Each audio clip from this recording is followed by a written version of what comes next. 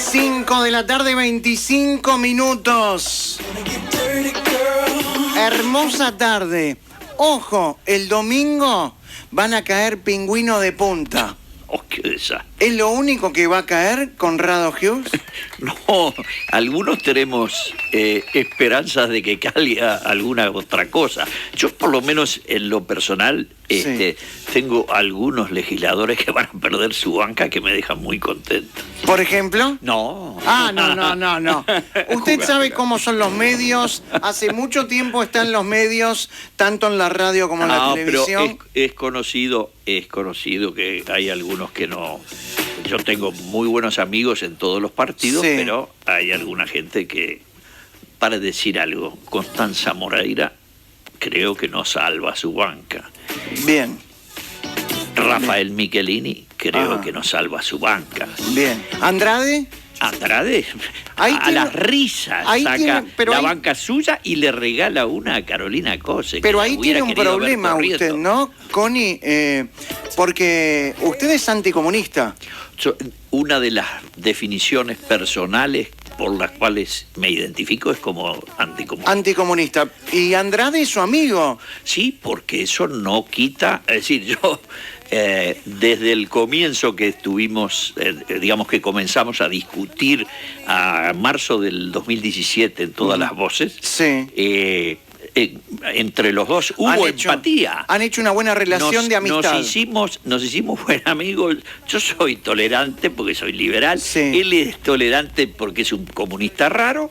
Y Porque los comunistas no son tolerantes. No, los comunistas no son tolerantes. Yo por eso le dije que en conversaciones que teníamos, le dije un día, Oscar, después de 3, 4 programas que vi que era un tipo realmente que llevaba preparado, que estudiaba, Sí. que tiene buena articulación de argumentos, digo, vos vas a hacer una gran carrera política, sos muy joven y te preparás. El único problema que tenés es ese partido que es un desastre. El comunismo.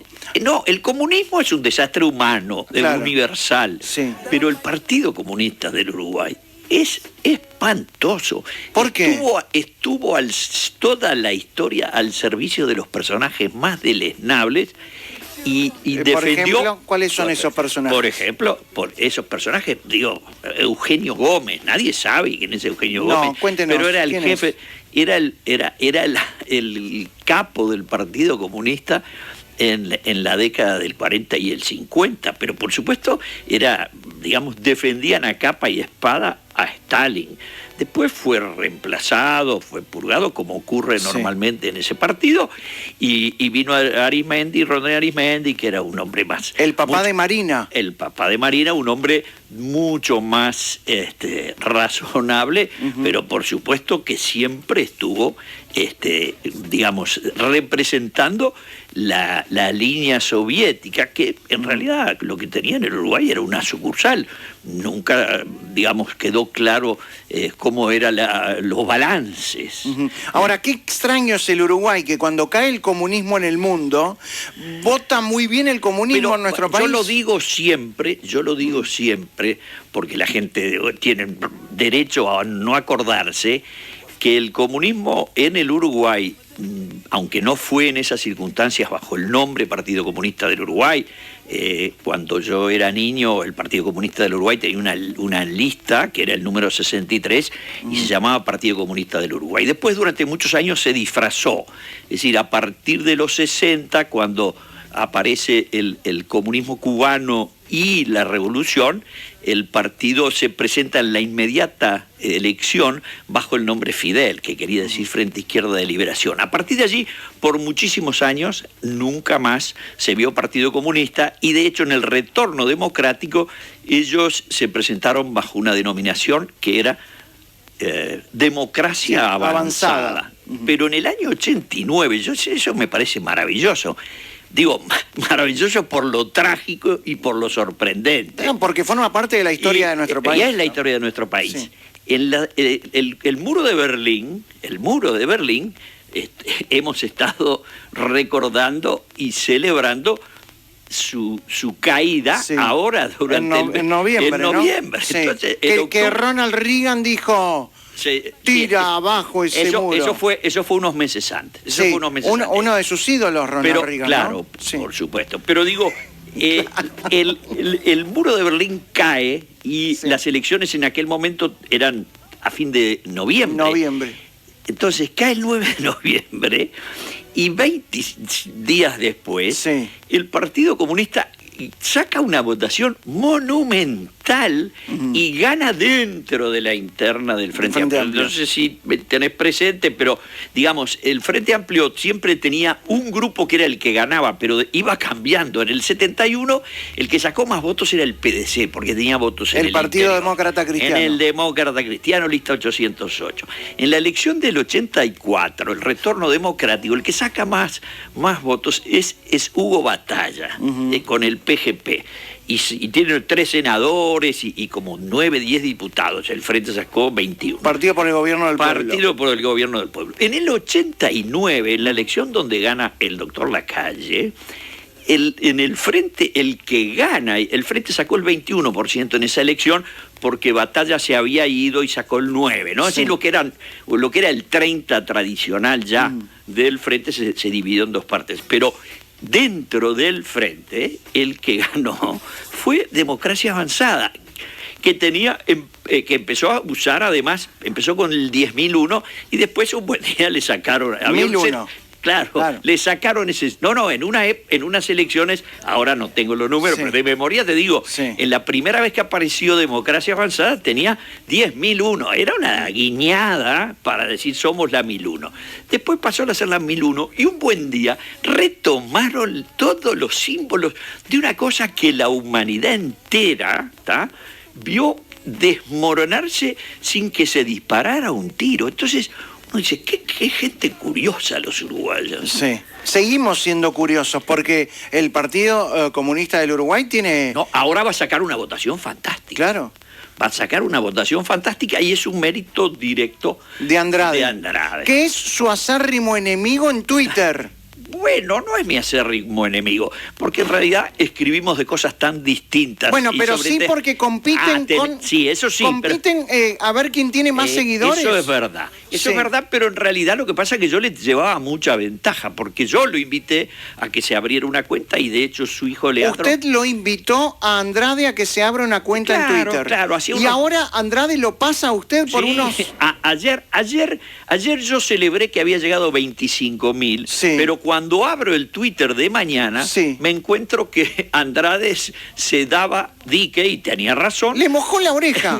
Porque me había ganado. Es decir, yo llegué a 25.000 y él pasó de largo y estaba en 25.200. El día de ayer subí yo como 300 más y él subió 500 o 600. Viene con mucho viento en la camiseta. Ah, bueno, pero entonces, ¿cuál es su Twitter? Mi Twitter es Conrado H47. Arroba Conrado H47. Capaz que los escuchas de Malos Pensamientos me ayudan. Esto es contra el comunismo. Sí. A ver, estoy mirando en este momento a ver cuántos seguidores tiene. 25.400. Tiene 25.440. 25.440. Exacto. Bien, vamos a anotar entonces. Tiene 25.440 y que quiere llegar por lo menos a 26.000. Sí, si pudiéramos llegar a las 7 de la tarde. Si llegáramos a las 26 te debo, después pago yo el asado. Bien, asado que fue a comer al Zunca una vez. También fui a comer al Zunca. Es que Connie Hughes, que lo conocen de todas las voces, digamos que la televisión lo masificó, ¿no? A ver, yo quería, pensé que esa pregunta me la ibas a hacer. Yo tengo 72 años. Sí. Fui ministro cuando tenía director de OPP. En la época de Lacalle, en los 90. En los 90 y director de la ANCAP en el fin de los 80. Es decir, cuando tenía 40 años. No me conocía a nadie. Igual que Sendik. Sí, pero creo que fui mejor director. Pero no me conocía a nadie. Sí. Yo iba tranquilo al supermercado que nadie me iba a decir nada. Es verdad que no había redes en esa época. Ajá.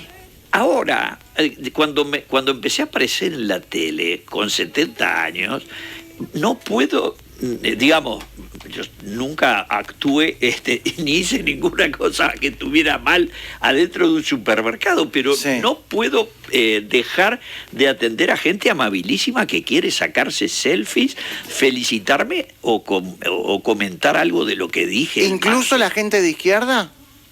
Bueno, la gente de izquierda no he tenido nunca, digamos, ningún problema. Absolutamente ningún problema en ningún ambiente ni en ningún lugar, ni en una cancha de fútbol, ni en el hipódromo, ni en la calle, ni en barrios populares. ¿Le gustan los caballos? Es de las cosas que más me gustan. Soy aficionado por tradición familiar desde niño y lo conservo bueno, como no tengo los medios, no puedo tener caballos, pero sí los voy a ver. Pero tiene un apellido oligarca usted, Conrado Hughes. No, yo lo que tengo es un apellido antiguo. El mismo apellido que Eduardo Galeano. Mi primo Eduardo llevaba el mismo apellido. Pero nosotros lo que somos, primero en el Uruguay, lo que hay es familias un poco más antiguas, un poco más recientes. Alguien que vino, qué sé yo, en el comienzo del siglo XVIII es una familia antigua. Alguien que vino en la mitad del siglo XVIII es un inmigrante ya con tradición. Los que vinieron al final del siglo XVIII, al XIX, digo, es decir, la gente, los vascos, por ejemplo, que vinieron en el final del siglo, sobre 1890 y eso, son inmigrantes ya hoy totalmente convertidos a orientales. Y después, todo el proceso de las guerras en Europa determinó los últimos inmigrantes hasta esta nueva ola en la posguerra de la Segunda Guerra hasta el año 52, 55. Yo tengo un cuñado que llegó gallego, que llegó en el 61, 62. Entonces, la diferencia entre unos inmigrantes y otros, yo tengo apellido inglés porque hubo un inglés que vino acá en la Navidad de 1829 y tenía 19 años. Acá, pero si no existía el Uruguay. Y bueno, vino a Montevideo. Pero no existía, no empezó todo en el 2005. No, pero es así, no cuando el primer Hughes vino acá, era la Navidad de 1829, no éramos república. Divino. O sea, pero también tengo otros ancestros gallegos que vinieron antes, en 1760. Tengo un antepasado de granadino que vino a Maldonado en 1760, que es cuando se fundó Maldonado. Y por lo tanto yo puedo remontarme 7 generaciones y era un señor Cortés que era de Granada. ¿Usted sabe todo eso porque le gusta meterse en su árbol genealógico? ¿Estudió eso? ¿O lo sabe por de boca a boca? No, a ver, es una combinación. No, yo, digamos, normalmente mis parientes me consultan porque saben que he dedicado algunas horas a este tema, he leído mucho y he investigado un poco. No soy un genealogista, soy un aficionado al conocimiento de la familia, pero como no nacimos de un gajo, sino que venimos de un árbol que hunde sus raíces, primero todos venimos de un árbol que hunde sus raíces en el tiempo, en el caso personal mío es simplemente un conjunto de antiguas familias y eso para mí además es motivo de mucho orgullo, pero no me da ningún mérito. Los méritos los tengo que hacer yo para corresponder a lo que estos antepasados hicieron por el Uruguay y por su familia. Estamos con Conrado Hughes. Bueno, popularmente conocido como Connie desde hace muchos años. Y tú sabes que ese era el sobrenombre de mi abuelo, que se llamaba Conrado, igual que yo, y que murió antes que yo naciera, porque murió en el año 39, yo nací en el 47, y cuando era chiquito mi viejo, digamos, empezó, y las tías empezaron a usar el nombre que era de mi abuelo como sobrenombre, y me quedó y lo llevo orgullosamente. Hoy todo el mundo lo conoce a través de Todas las Voces, el programa que dirige Daniel Castro. Forma parte del panel, un panel político, un panel atrapante. Ha formado parte y forma parte de la tertulia. Formé parte, ahora no. De Emiliano Estuve Cotelo. 16 años en las tertulias del Espectador y fue una experiencia extraordinaria. Pero fue también director de ANCAP y director de OPP. Pero más allá de todo eso, sí, fue profesor de Daniel Martínez. Eso es absolutamente cierto. Y ahí nos quedamos. Muy bien. Nos vamos a la pausa. Va a contar Conrado Hughes luego de la pausa cómo era Daniel Martínez como estudiante. Sí, señor. Mejor, solamente un adelanto, ¿mejor estudiante que intendente?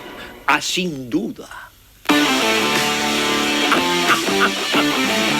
Luego de la pausa, la historia de Conrado Hughes es atrapante, porque así como lo ven en la televisión, luchó contra la dictadura. Sí, señor, fui preso y me remitieron a la justicia militar. Y eso en la televisión masivamente no lo cuenta, porque no tiene tiempo y porque en la televisión el tiempo apremia.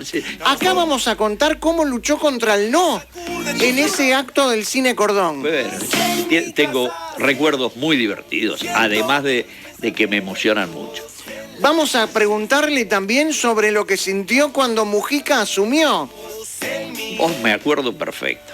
Y seguro que se acuerda cuando en la embajada rusa bajaron la bandera del comunismo. Eso es maravilloso, lo quiero contar. Luego de la pausa, Conrado Hughes, pará. No nos vamos a la pausa. Bueno. Antes de irnos a la pausa, vamos a hacer un juego. Muy bien. Vio que ayer se dieron varias encuestas. Sí, señor. Y hoy también se van a dar más. Sí. Bien, ¿cuántos? Ya subí 220. Es un fenómeno. ¿Cuánto vamos? 624. 25.624. Y estamos en 400. Bien, arroba Conrado H47, que es mi nombre, la inicial de mi apellido y mi año de nacimiento. Conrado H47. Si lo pasamos a Andrade, lo llamamos por teléfono. Perfecto, me parece buenísimo. ¿Sabe que Andrade estuvo invitado acá al programa? ¿Y va a venir? No vino, dijo que no. Dijo que no. Qué lástima. ¿Qué hacemos con el comunista? Lo llamaremos por teléfono, yo tengo el celular. Bien, hablábamos de que anoche se presentaron encuestas, sí, y hoy también. Sí, señor. Yo hice mi propia encuesta, no di los números al aire y lo guardé en sobre cerrado. Juguemos a esto. Frente Amplio, ¿a cuánto llega? Yo el martes di mi pronóstico. Bien, a ver. 37,3. 37,3. Partido Nacional. 32,3. Y bueno, yo dije que no era una encuesta, sino un pálpito. Los que vamos a las carreras de caballos siempre pensamos que el nuestro es el que va a ganar. Es el que gana, claro. 37,3 Frente Amplio. 32,3 Partido Nacional. Sí, señor. Partido Colorado. Partido Colorado, 14,1. Manini. Pese a la audiencia de malos pensamientos, 8,3. Muy poco. Bueno, esa es la sorpresa, que alguien diga muy poco, un señor que hasta hace 4 meses era el comandante en jefe del ejército. Momento, ¿y Trump qué? ¿Cuánto hizo su carrera? Bueno, no, es que está también Iván Duque, el presidente de Colombia. Sí. En el verano en que salió electo presidente, en las encuestas de enero daba 8,5 y terminó ganando las elecciones. Pero yo creo que el Uruguay es 8,3 Manini. Perdón, con eso significa que saca 3, casi seguro 3 senadores. Partido Independiente. 1,7. Y Novik 1,2. ¿Algo más, Salle? No, ¿Salle no entra? No entra. El que entra es... ¿Vega? Vega. Vega le veo como 1,3, 1,4. Bien, El Parlamento según Conrado. Qué buen nombre para una obra de teatro. Un stand-up. ¿No? Si Washington Abdala, el turco Abdala hacía stand-up. Y tú sabés que el turco fue subdirector mío. ¿Me podría invitar a hacer un stand-up? De todo esto vamos a hablar luego de la pausa con Conrado Hughes. Luego de la pausa, aquí en Malos Pensamientos, el Twitter de Conrado Hughes es... Conrado H... arroba Conrado H47. Ustedes saben que el tipo que tengo yo frente a mí, que tiene hoy 72 años, Sí. fue uno de los primeros en el Uruguay en tener mail, en tener correo electrónico. Sí, señor, absolutamente cierto. Luego de la pausa, esto es un personaje. ¿Por qué no se tiró a la política de nuevo? No, Promesas. ya lo dije en un reportaje. Para mí es actividad para jóvenes. Yo soy un señor grande, cuido a mis nietos, ayudo a mis nueras y disfruto de la vida. Leo libros, escucho radio, tuiteo y estoy jubilado. Promesas imperiales. Siento mal pensamiento, en la cárcel siento mal pensamiento, en mi mente siento mal pensamiento, en la cárcel siento mal pensamiento, en mi mente.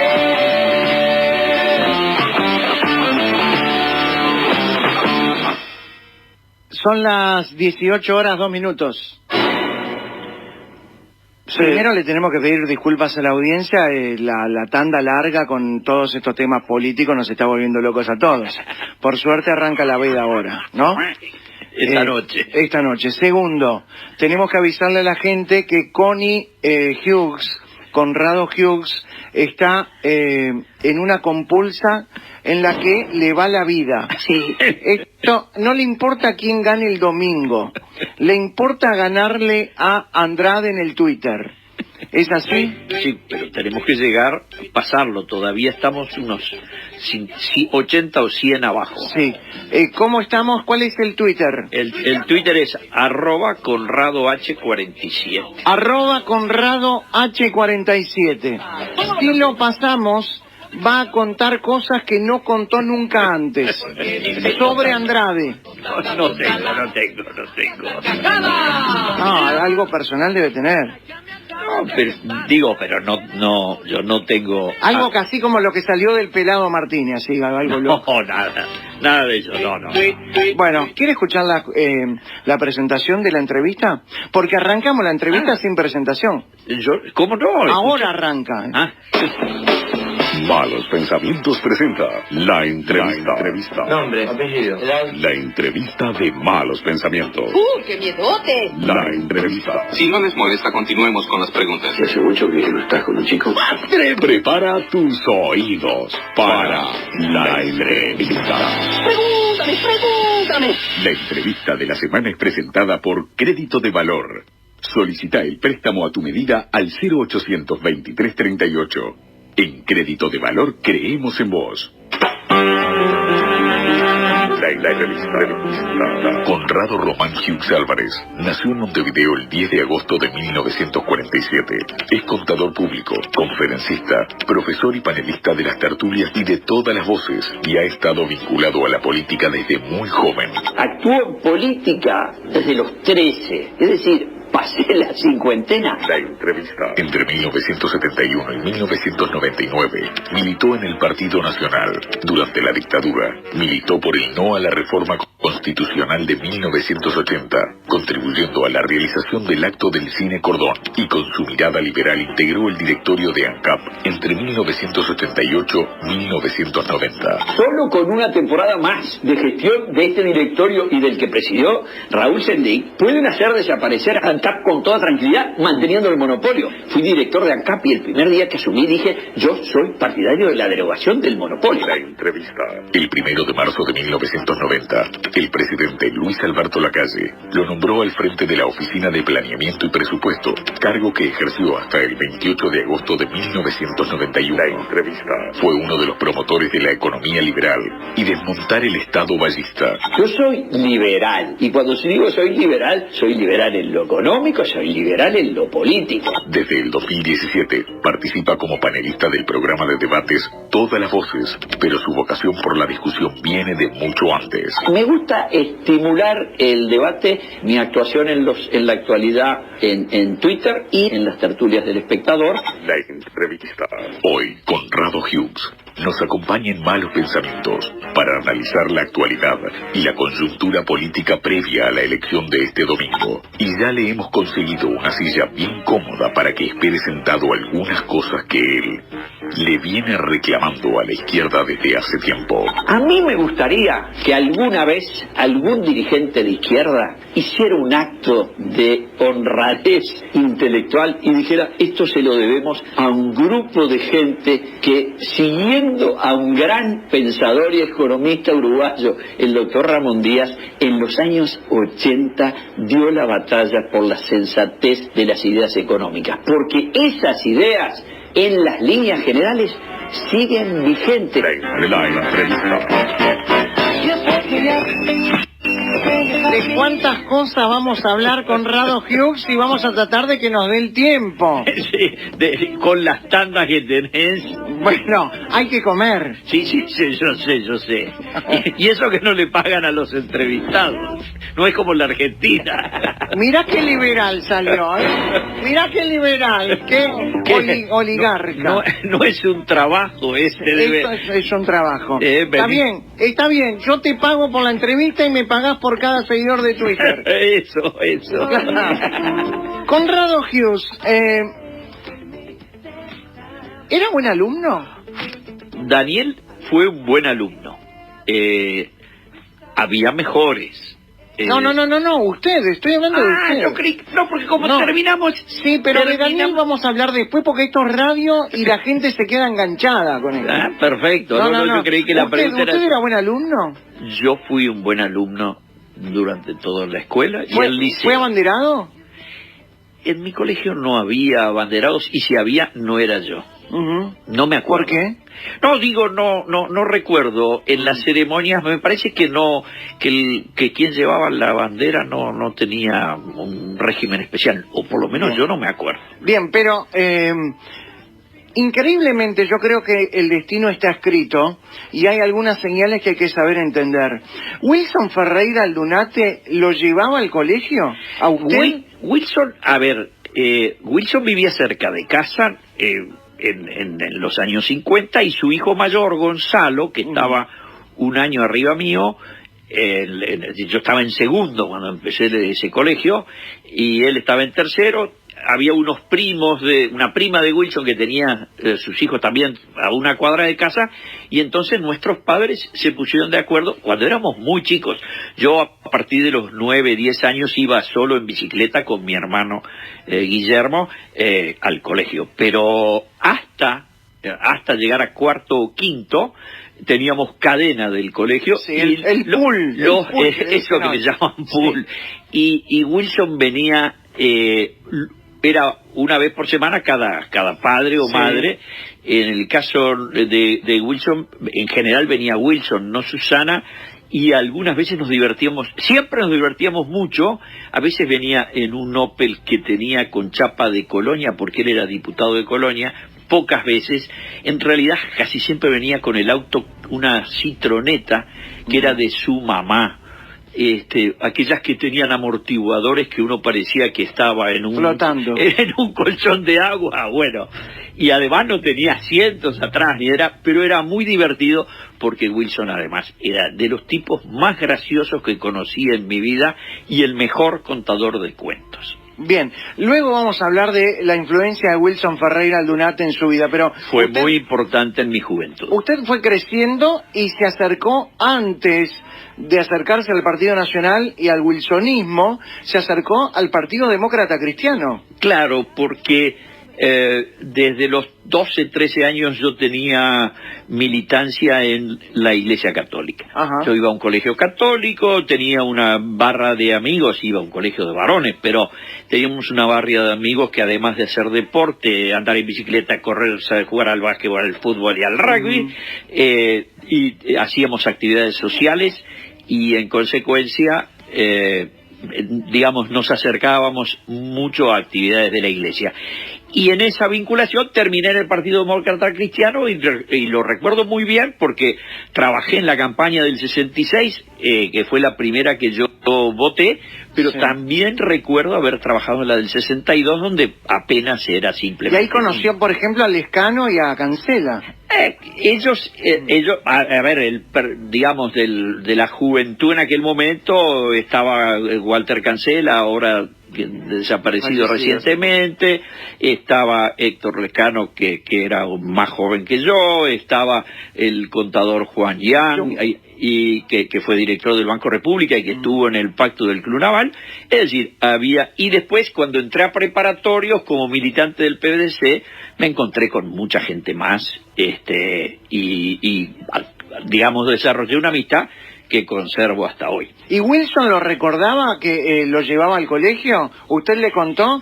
No, yo... Cuando empezó a formar parte del directorio del Partido Nacional, ¿usted le recordó a Wilson? Wilson, vos me llevabas en la citroneta a la escuela. Él se acordaba de eso porque, digamos, yo mantuve la vinculación porque yo era muy amigo de estos, digamos, vecinos míos, compañeros uno de ellos compañero de clase, que murió trágicamente en el accidente de los Andes, y que era Pérez del Castillo Ferreira, su mamá era prima hermana de Wilson, con lo cual nos veíamos mucho en los eventos familiares y en los episodios importantes y en los tristes, de modo que yo no militaba, no me pasé, digamos, del Partido Demócrata Cristiano a militar por la Patria durante muchos años, en donde sí conocía perfectamente a Wilson y a toda su familia, por la que además tengo mucho afecto. Desde muy joven empezó a militar. Sí. La pregunta es, ¿cómo se encuentra un joven que empieza a militar desde muy temprano en la política cuando aparece la dictadura en Uruguay? Bueno, nosotros habíamos armado un grupo extraordinario en el año 71 acompañando la candidatura de Wilson y Carlos Julio, lo que se llamó el Movimiento Universitario Nacionalista, en el que yo participé en la fundación, la redacción de los primeros documentos, manifiestos, y teníamos una organización en cada facultad. Yo era un poco el más grande, no diría el jefe, pero era el más grande, y por lo tanto inclusive cuando hubo elecciones universitarias en el 72, yo fui candidato al claustro general de la universidad, y además ahí hice mis primeras armas para aprender a debatir, porque nosotros teníamos una posición al margen de lo que eran los grupos tradicionales de la izquierda, que ya entonces dominaban la facultad nuestra.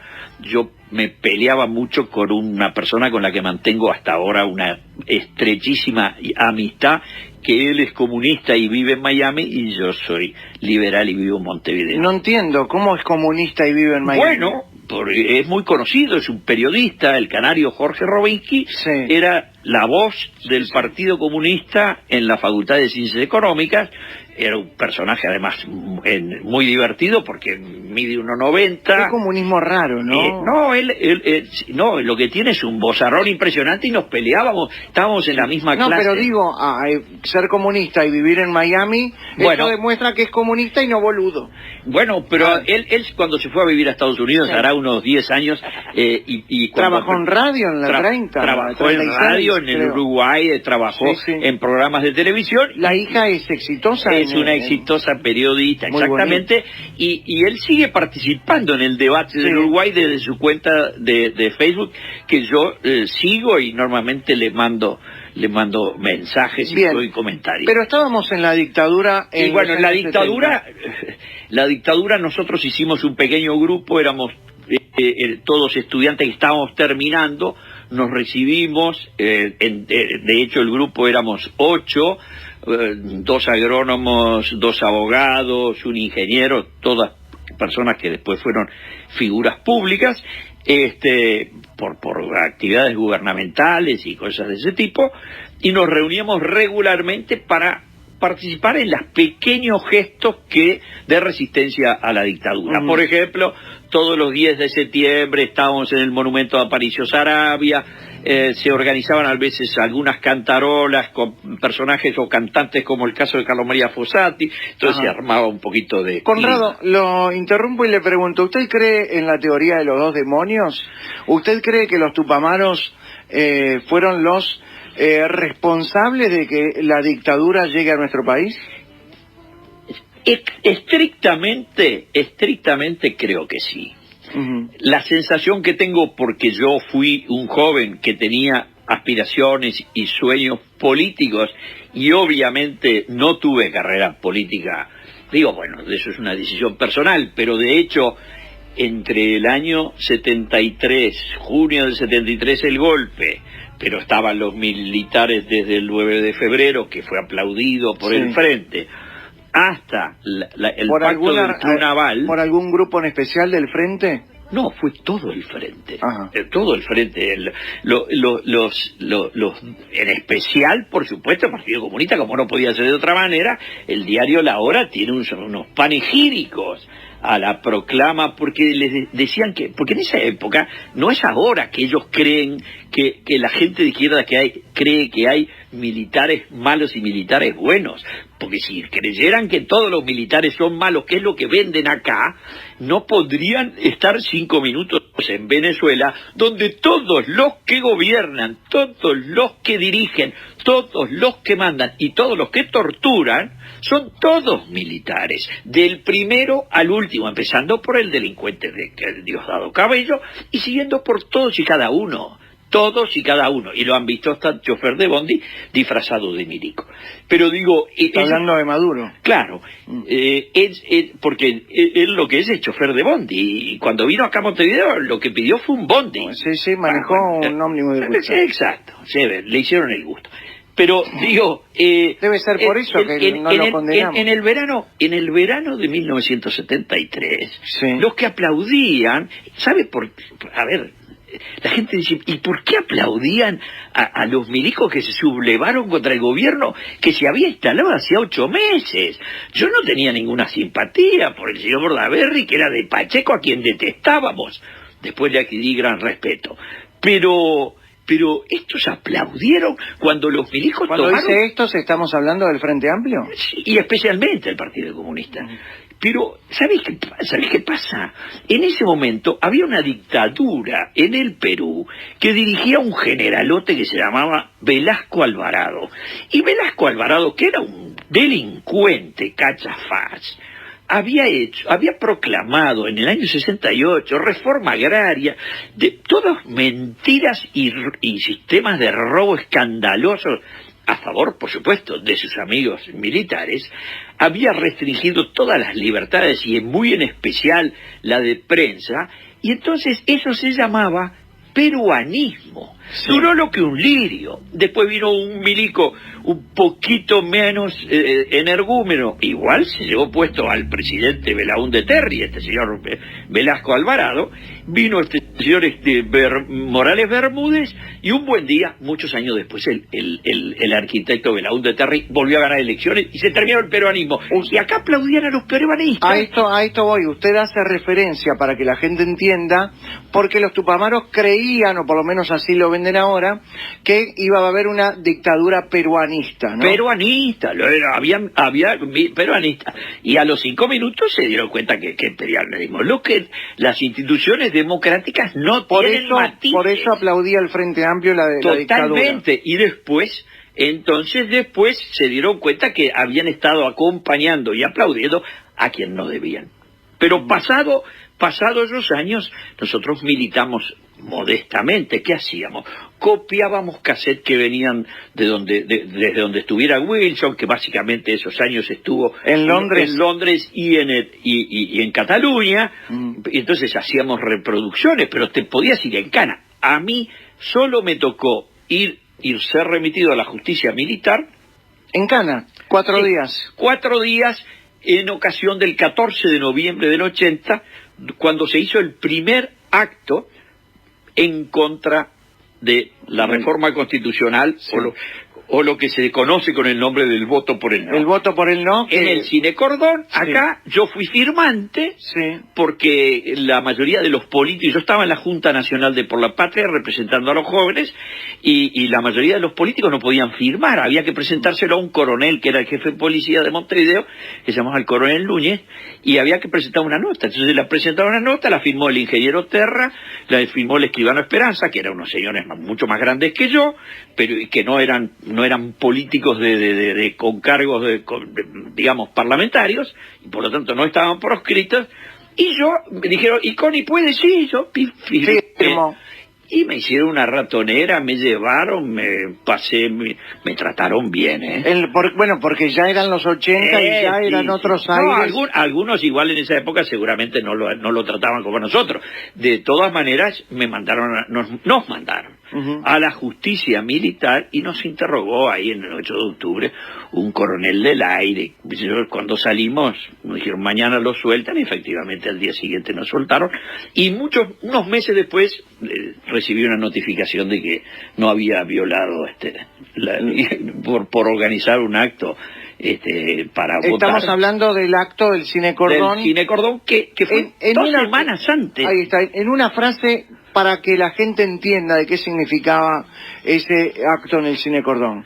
Era, totalmente prohibitivo reunirse en dictadura, pero como que era la primera vez que es decir, se hizo una serie de gestiones, porque, digamos, la campaña era solo por el sí, ¿tá? Igual que ahora. Sí, claro, pero había las dos papeletas. Y entonces el que votaba por el no votaba a favor de la democracia. Bueno, no era votar a favor de la democracia, era no modificar la Constitución de acuerdo a un proyecto que las Fuerzas Armadas habían presentado en aquel momento, que constituía una serie de nuevos institutos, incluyendo un Consejo de Seguridad Nacional y una participación que existía, pero ellos lo querían constitucionalizar. Bueno, todos los partidos democráticos estuvimos en contra y ganamos la votación. Siempre recuerdo, ganamos 57 a 43. Lo que fue ese debate en televisión. Famoso, fue la noche del acto del Cine Cordón.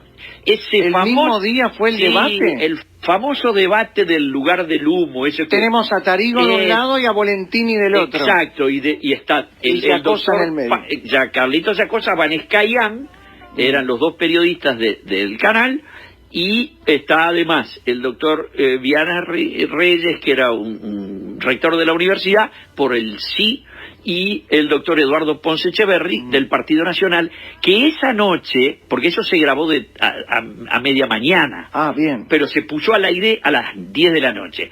A las 7 de la tarde el doctor Ponce Echeverri dijo un discurso memorable en el Cine Cordón, conjuntamente con el doctor Fernando Liu, con el doctor Héctor Lorenzo Ríos por el Movimiento Rocha, Fernando Liu por la Patria, Juan Andrés Ramírez por el Movimiento Divisa Blanca de la Lista 400 y Ponce Echeverri por el Bien, estamos hablando de un momento increíble en el Uruguay. Increíble, fue de una emoción ese domingo. Se empezaba a respirar levemente un poco una endija.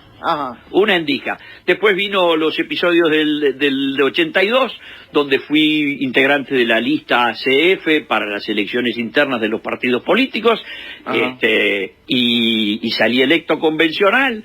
Participé en todas las actividades y asambleas que tuvimos, algunas memorables. El presidente del gobierno español participó en una asamblea del Partido Nacional en el Club Trubil, donde despotricábamos con tranquilidad contra la dictadura, y estaba presente ahí Adolfo Suárez. Ahora, no es increíble, porque quizás tiene mala prensa ser de derecha. ¿Usted se considera de derecha? Sí, hace muchos años que yo empecé a explicarlo, porque me parece que, digamos, en Uruguay tenemos una especie de sesgo en donde la izquierda ha logrado que la gente tolere la idea, primero, la dispersión de las preferencias del público cuando le preguntan a usted si el derecha es 10 e izquierda es 1. ¿Usted dónde se ubica? Y la gente dice 5, 7, 9, 3. O sea, no tienen problema en decirlo así. Sí. Pero después cuando va la discusión, lo único moral y decente, y en esto hay un famoso artículo que escribió un personaje pintoresco, si los hay, que es Víctor Hugo Morales, que se llama La moralidad de la izquierda. Es decir, él sostiene que el que le interesa la política, si es moral, tiene que ser de izquierda. Un absurdo. Entonces, algo parecido a lo que dijo Sendik. Bueno, sí, claro. Si uno es de esa escuela. Un corrupto no es de izquierda. Claro. Después que batieron todos los récords de corrupción, todavía tuvimos que aguantar que dijeran, si es de izquierda no es corrupto, si es corrupto no es de izquierda. Anda que te cure Lola. Ya ahora lo sabemos bien. Pero a mí en España la gente de izquierda se dice de derecha, se dice de derecha. Ellos le agregan el plural. Ellos dicen, somos de derechas, no de derecha, de derechas. Muy bien, yo lo digo con total tranquilidad. Por supuesto que más importante en mí filosóficamente es que soy liberal. Pero además tengo una predisposición hacia que en la incidencia y la interferencia sindical de los partidos no democráticos de la izquierda, qué sé yo, que hacen que yo los detesto y me peleo ¿A quién detesta? a los partidos de la izquierda que no toleran y que todavía no toleran que no toleran la diferencia, que desprecian. Bueno, en el Uruguay muy claramente los grupos más intolerantes, digamos, están dispersos.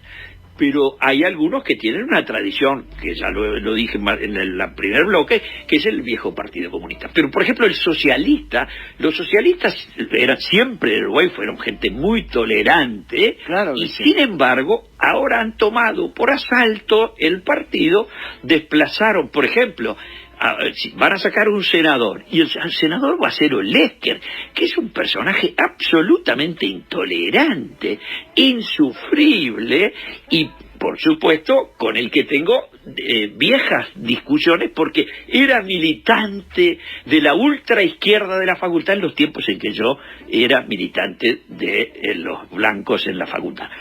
Y han tomado todo, y por ejemplo, todo el tema del Foro de San Pablo, nunca hubiera, de la misma manera que uno diría Asamblea Uruguay o La Vertiente, es decir, gente como Rubio, como Arana, no van a acompañar a las iniciativas locas y antidemocráticas autoritarias del Foro de San Pablo. Pero ¿quién va al Foro de San Pablo? Está el Partido Comunista, está el Partido Socialista y por supuesto el Frente Daniel Amplio. Martínez fue personalmente. Increíble. Y Daniel Martínez, que su origen es el Partido Comunista, ¿está? Ni lo nombra el Partido Comunista, no le dan ni la hora. Fue senador del Partido Comunista, fue militante del Partido Comunista y no lo nombran, no se le ve.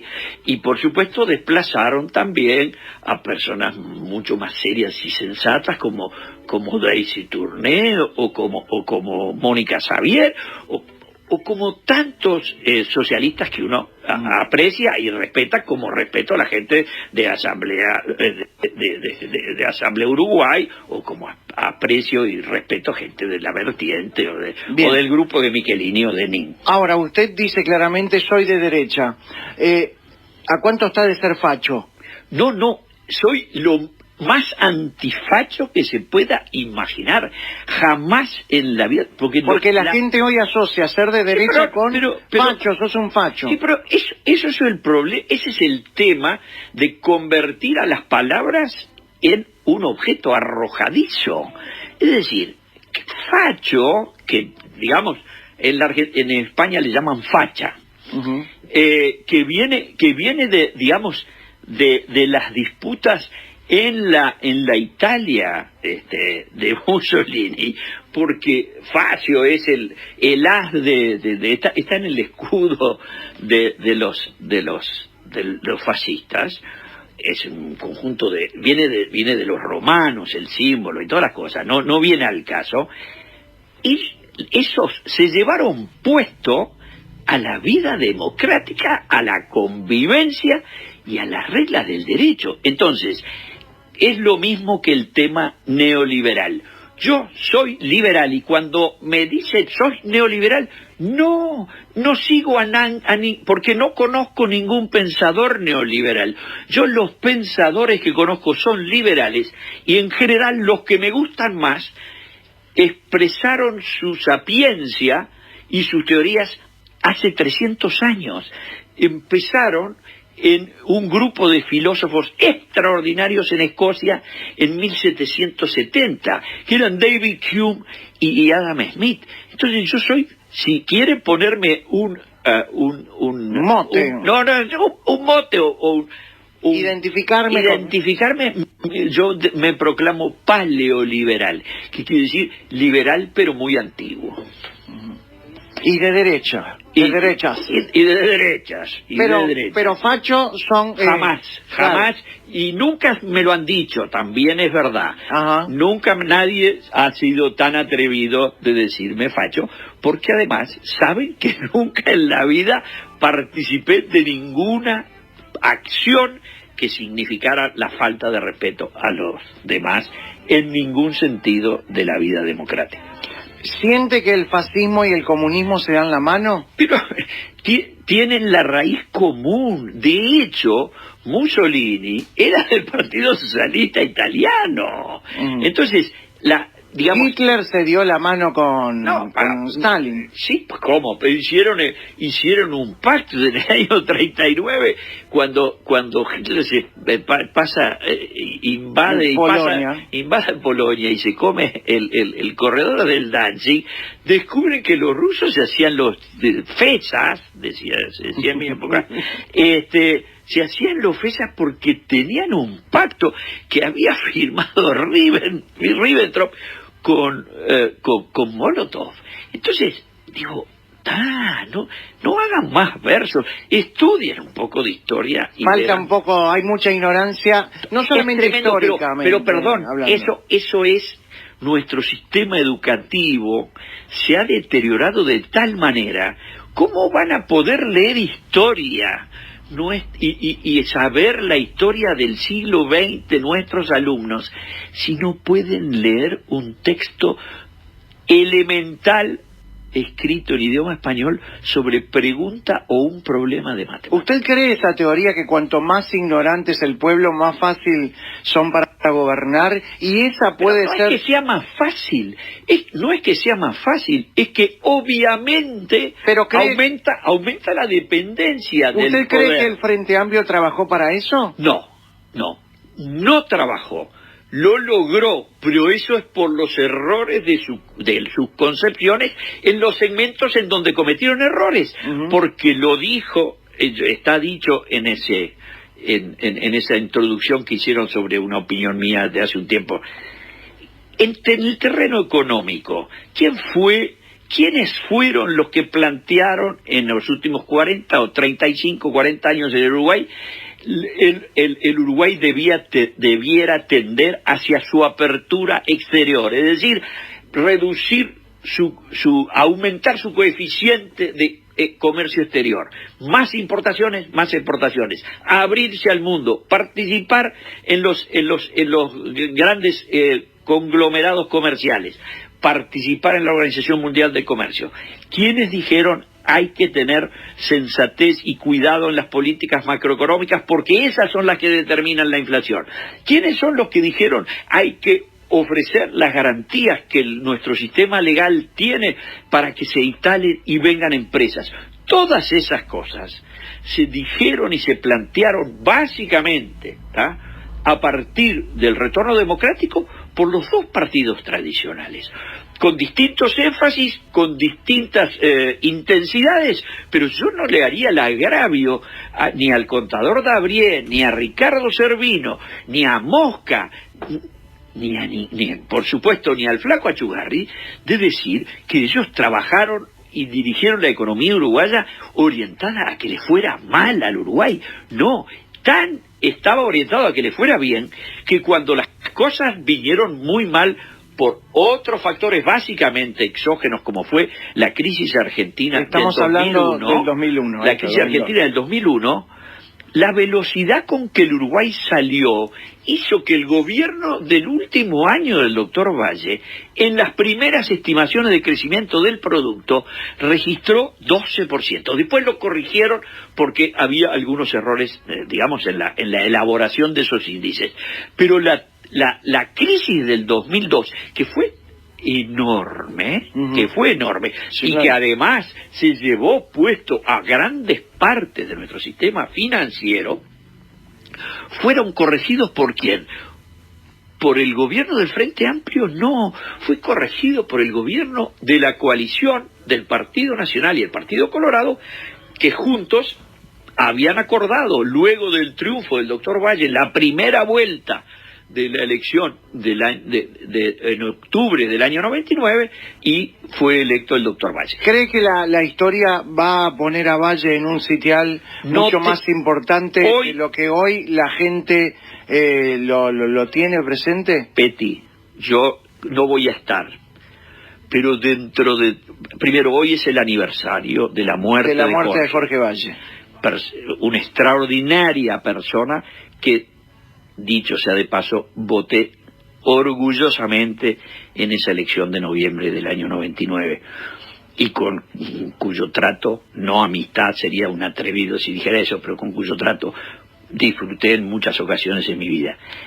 Dentro de 30 años, el doctor Jorge Valle va a tener una avenida enorme. No sé a cuál le van a cambiar el nombre, o no sé si no será una avenida en una zona, porque no nos imaginamos cómo podrá ser el Montevideo del futuro. El doctor Valle fue un titán extraordinario en la salida de la crisis del 2002. Bueno, de hecho, Tabaré Vázquez dice que Jorge Valle le entregó el país en mejores condiciones que se les entregó José Mujica en esta última gobierno. No tenga ninguna duda, pero además él, enojado con lo que le entregó Mujica, decidió no hacer nada, y llevamos 4 años mirando para afuera. ¿Qué sintió cuando Mujica tomó el mando en el 2010? Bueno, la verdad es que, digamos, yo esperaba que una persona yo con Mujica nunca tuve amistad. Tuve algún buen trato con Eleuterio Fernández Huidobro, y por supuesto tengo algunos amigos que fueron tupas y que no son más, y que están muy arrepentidos del daño que le hicieron al país durante los años que se sublevaron contra el régimen democrático del Uruguay, y a mí no me lo tienen que contar porque yo lo viví todo. Y además no hay más que ver los números. Los tupas estaban liquidados en el mes de febrero del año 1973, liquidados, estaban todos presos. Y los milicos se le sublevaron a Bordaberry y le metieron al ejército, y tuvo que salir el comandante de la Marina a decir: presidente, nosotros lo defendemos en la Ciudad Vieja, y al final depuso las armas porque el presidente negoció con los militares, y en junio tuvimos el golpe. Pero estaban liquidados y todo liquidado. Ahora, la gente cree que los tupas se habían sublevado contra los militares. Una cosa de una distorsión de la historia que es una vergüenza, y de las que son corresponsables docentes que lo enseñan y se lo explican. Y yo comprendo que por eso es importante que estas cosas se discutan o se digan en programas que tienen audiencias juveniles como tiene el tuyo. De modo de decir, pegale una lectura a varios autores más imparciales y vas a ver cómo es la verdad de la milanesa. Estábamos también en la dictadura, vuelve la democracia, y usted está impartiendo clases en ese momento, ¿no? Yo di clase, no, en el retorno, yo di clase desde los 17 años, que digamos, porque me cambié de carrera, entonces Sí. tenía tiempo Primero libre. hizo ingeniería. Claro. Y Entonces, luego como ciencias económicas. Hice ingeniería, tenía muy buenas notas en matemáticas, fui profesor de matemáticas, primero particular, después en liceo, después en facultad, gané unos concursos de méritos, y después en facultad de ciencias económicas, y después en facultad de ingeniería. Ujú. Y Ahí en la Facultad de Ingeniería tuvo como alumno a un Daniel Martínez que no era pelado, exactamente. pero un- era comunista. No, A era ver. comunista. Daniel era socialista, pero en la facultad, estoy hablando del año 79 u 80, pero quizás fuera el 79, yo di clases allí 77, 78, 79, 80 o hasta el 81. En Facultad de Ingeniería yo enseñaba una materia de quinto año que se llama investigación operativa, son modelos matemáticos de gestión empresarial. Y ahí lo tenía como alumno Y Daniel Martínez. Lo tenía como alumno a Daniel, que fue muy buen alumno, Ujú. reitero, muy buen alumno, era rubio y participaba en las clases. Había otros mejores, siempre digo, María Simón era mejor alumna Ujú. que Daniel, y bueno, y conozco unos cuantos ingenieros otros que fueron alumnos míos, y cómo me lo volví a encontrar a Daniel, cuando en el año 88 Sí. yo entro como director de ANCAP. De ANCAP. Una de mis actividades primeras fue solicitarle a la gerencia general que me organizara unas visitas a la planta. Ajá, y ahí se encuentra con el presidente del sindicato que era Daniel Martínez. Exactamente, pero además estaba con otros compañeros y amigos de él que también habían sido alumnos míos. Así que me mostraron, en ese momento estaban haciendo ellos estaban en tema mantenimiento, hicimos una visita, muy bien, ¿y cómo le va, profesor? Cordialísima relación. ¿Es cierto ese rumor de que Daniel Martínez capaz que estuvo a punto de hacer explotar Montevideo? Una mentira, eso es una mentira, Ajá. es una mentira que no resiste ningún análisis. Primera cosa, porque, digamos, temporalmente es imposible.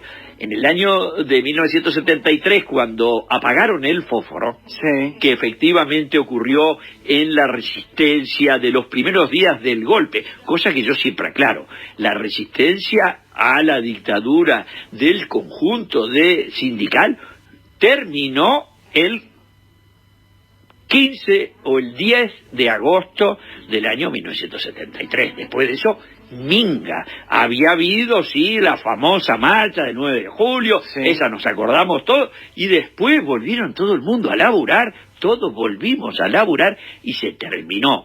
Volvió a aparecer, digamos, ciertas formas de actividad sindical a partir del momento en que, ganado el no, los militares empezaron a encontrar un camino para salir. Pero digo, Daniel, Sí. en el año 73, tenía 14 años, o 15 o 16, estaba en el liceo, la ANCAP no tomaba personal de 16 años, la ANCAP, los más jóvenes que entraban en la ANCAP tenían 18, entonces eso es un invento, y además a mí me enoja, porque la conducta de las personas, si tiene alguna falla, y yo tengo que reconocer que cometí un error, no puede ser que alguien con eso arme una historia falsa y otros vayan y la repitan. Yo cuando recibo, y me ha pasado, cuando recibo WhatsApp con esa historia falsa sobre Daniel Martínez, me tomo el trabajo de mandarles una cosa que yo escribí para mostrarle que eso es una absoluta falsedad. ¿Y cómo se dio cuenta que ese que estaba presidiendo el sindicato de ANCAP era el mismo alumno en la Facultad de Ingeniería? Porque me lo dijo él. Él se dio cuenta. Claro, me dice que yo fui alumno suyo, qué sé yo. Y después, además, él se fue del ANCAP, cosa que yo siempre destaco. Ujú. Él se fue del ANCAP unos años después, cuando yo obviamente ya no estaba más allí. Usted estuvo del 88 al 90 como Claro, director entré en de enero. ANCAP. Claro, era ¿Y director por la minoría. ¿Tenía tarjeta corporativa? No, la ANCAP No se compró ningún short, ningún colchón. No, la ANCAP no tenía tarjetas corporativas. Teníamos, digamos, el gran privilegio era que teníamos auto con chofer. Ajá. que yo obviamente nunca había tenido en mi vida y que es muy cómodo si uno quiere ser puntual y llegar a todos lados, porque además yo tenía el mejor chofer del ANCAP. Pero no teníamos ningún beneficio de ningún tipo, ni ningún privilegio, ninguno. Pero yo cuento... ¿Usted no tuvo viajes al exterior? Eso es la cosa. Hay un tema de austeridad que lo imponía nuestro presidente. Nuestro presidente en ANCAP, en el año 88, era José Luis Valle. José Luis Valle era un primo hermano del doctor Jorge Valle, un caballero, ¿está?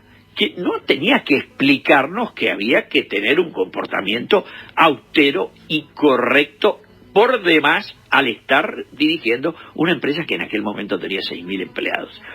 Yo les propuse a los del sindicato bajar a la mitad, me dijeron que no se podía hacer, ahora tiene 2.900. Pero igual han inventado algunos cientos enormes en las peregrinas empresas, hijas y nietas como Alur. Pero digo, nunca viajé al exterior, no fui a Buenos Aires a un congreso de nada, porque no pudiera ir, porque no nos parecía bien. Nosotros mandábamos, tuvimos un barco que se quedó al garete enfrente a Ciudad del Cabo con un cargamento de 1 millón de barriles. Esto fue en el año 89. Siendo director de ANCAP Claro, usted. llegamos una mañana y había una alarma espantosa, se nos había, se había contratado un flete y el barco había fallado y había quedado al garete, sin timón, sí. enfrente sin timón. Sí, sin timón. Enfrente a Ciudad del Cabo. Bueno, hubo que contratar inmediatamente abogados en Londres y mandar gente de nuestra área de operaciones y de gerencia general a Sudáfrica y a Londres. No iba ningún director, iban los gerentes, iban la gente que sabía del tema, iba la gente que podía resolverlo.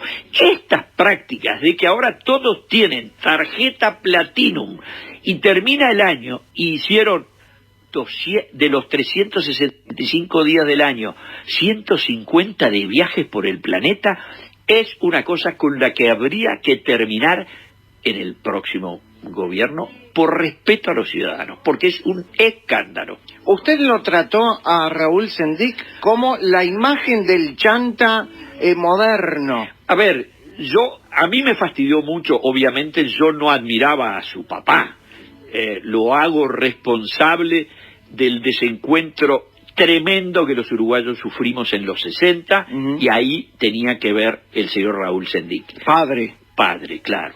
Y luego Raúl Sendic Rodríguez lo seguí desde temprano, porque el ingeniero Martínez me invitó a la Asunción cuando él asumió como presidente de ANCAP. Porque después que él se fue del ANCAP, que fue a la actividad privada, nos encontramos 1 o 2 veces por año para almorzar. Y me invitó, y yo fui a la ceremonia en donde asumió pleno llegada, digamos, al gobierno del doctor Vázquez en el año 2005. Y ahí estaba este muchacho. Yo había estudiado el currículum y digo, si este señor es un buen biólogo, será un pésimo director de la compañía. Después vimos que además no era un buen biólogo, ni un buen genetista, sino un chanta de cuarta. Pero la verdad es que las primeras medidas las empecé a ver en el fin de ese año de 2005, y luego en el 2006, cuando empezaron con toda la locura de los alcoholes y la compra de una empresa. La perfumería. No, pero esas son, digamos, la perfumería, que fue un gran hallazgo del senador Heber, lo que tiene es lo ridículo, pero nunca en la perfumería se podía llegar a perder la plata escandalosa que se perdió. ¿Y por qué se perdió? Se perdió porque hicieron todas las cosas al revés, y el plan que se hizo con todas las cosas al revés, por ejemplo, renovar las 2 plantas. ANCAP tenía una planta en Minas, una planta en Paysandú de Portland. La planta de Paysandú casi prácticamente no trabajaba porque había sido construida en la década de la dictadura por la ANCAP, de la dictadura dirigida por un brigadier del aire, para proveer de Portland a las obras binacionales, concretamente al puente Paysandú-Colón, Fray Bentos Puerto Unzué, y a la represa de Salto Grande. Cuando esas obras binacionales se terminaron, la planta de Paysandú no colapsó, simplemente redujo su actividad a la mínima expresión. Sin embargo, el ingeniero Martínez, dirigiendo la ANCAP, decidió que había que hacer una renovación del sistema de hornos, no de Paysandú, de Minas. Pero el sindicato le dijo, si haces una en Minas, tenés que hacer lo mismo en Paysandú. Y en vez del ingeniero Martínez decir, señores de la FANCAP, esto es una empresa seria, no podemos gastar en Paysandú, donde no hay manera ni lugar donde vender ese Portland, accedió. Y a esa planta de Portland le compraron un horno nuevo, que es el famoso horno de $80 millones. Que nunca se utilizó. No, que nunca se armó. Mucho peor. No lo montaron. La gente como que lo acusa a Sendik como el principal personaje, el principal personaje de todo el fracaso de ANCAP. ¿Daniel Martínez también es responsable? Pero por supuesto, el plan estratégico de ANCAP, yo se lo dije, lo hizo Daniel Martínez, no lo hizo Sendik. El desastre de la organización con la eliminación del sistema de gerencias, la distribución de nuevos roles.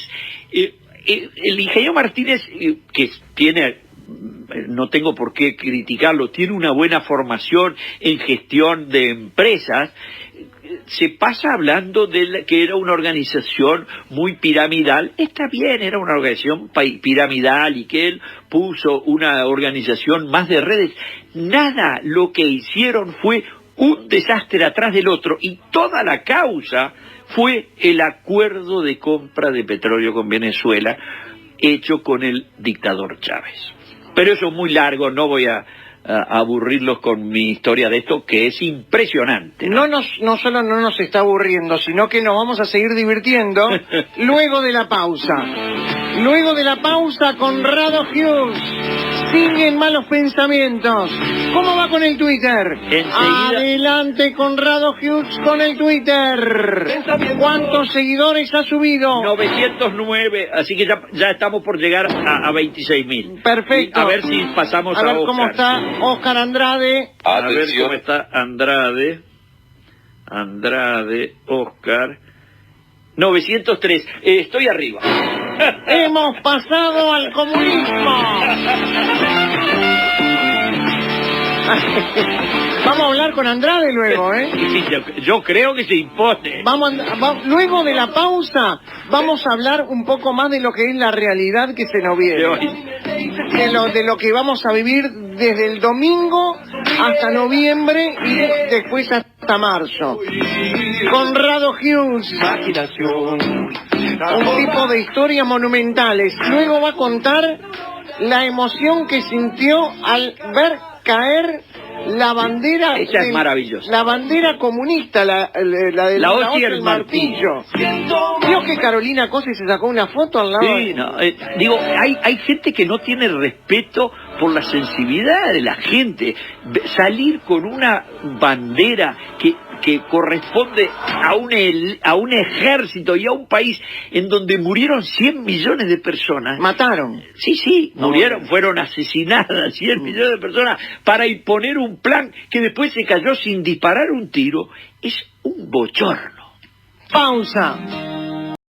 Siento mal pensamiento en la cárcel, siento mal pensamiento en mi mente, siento mal pensamiento en la cárcel, siento mal pensamiento en mi mente.